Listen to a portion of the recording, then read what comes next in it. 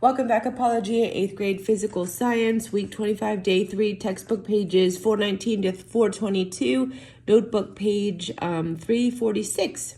Experiment 11.4, making an electromagnet, will be done in class.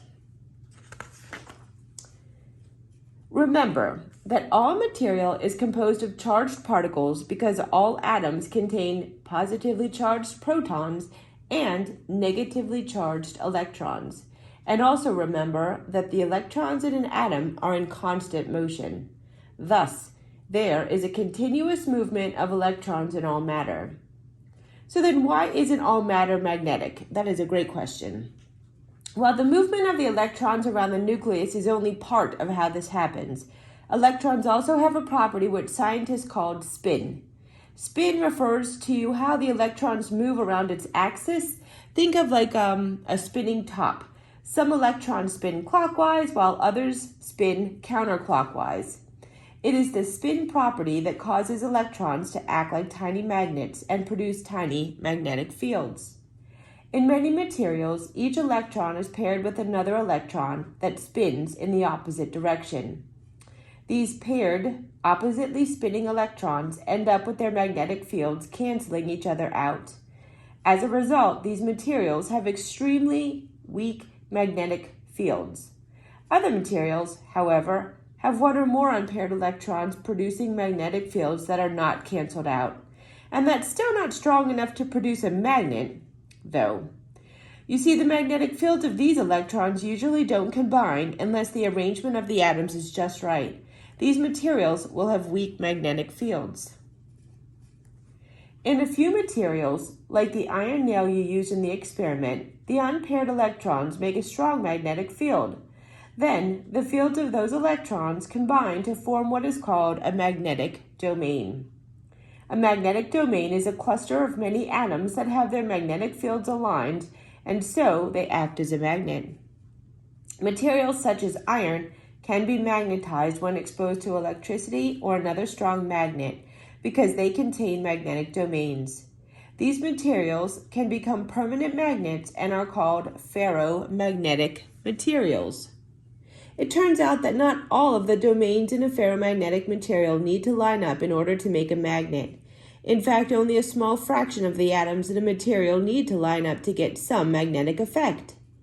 As more domains line up, you have more electrons simulating the flow of electricity, and the result is a stronger magnet. Thus, the strength of a magnet depends on what percentage of the domains in the material are aligned. The larger the percentage, the stronger the pole of a magnet. Let's summarize this information. In your experiment, you created a magnetic force when electrons all flowed in one general direction. In order for a material to be magnetic then, its domains have to line up in a certain way so that the electrons in the material all have the same general motion. Remember, the atoms of most materials are not aligned in this way, so the electrons in the material have random motion.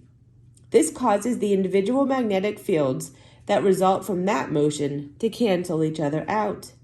The result then is no magnetic behavior.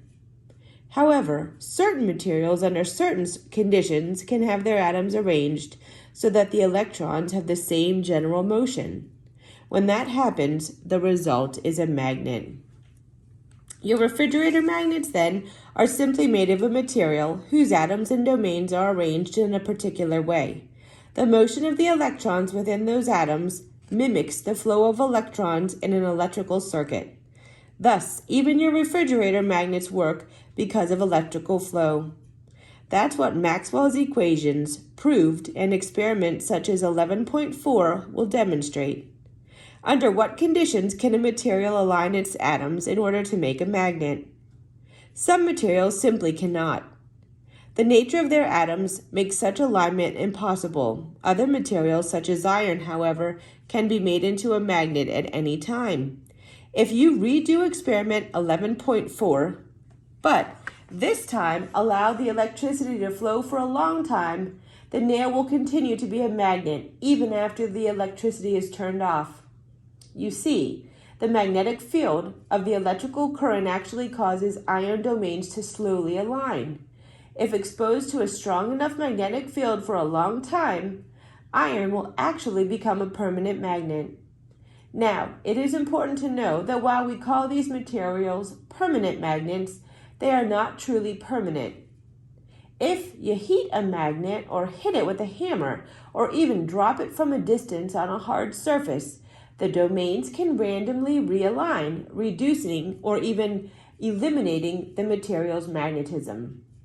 In the same way, most materials will not even respond to a magnet. For example, you can't stick your refrigerator magnets to one of the walls in your house and have it stick there like it does on the refrigerator. The reason is that the movement of electrons in the atoms of your house's walls are simply impossible to align. Thus, they can never simulate the concerted flow of electrons. As a result, they cannot participate in a magnetic interaction.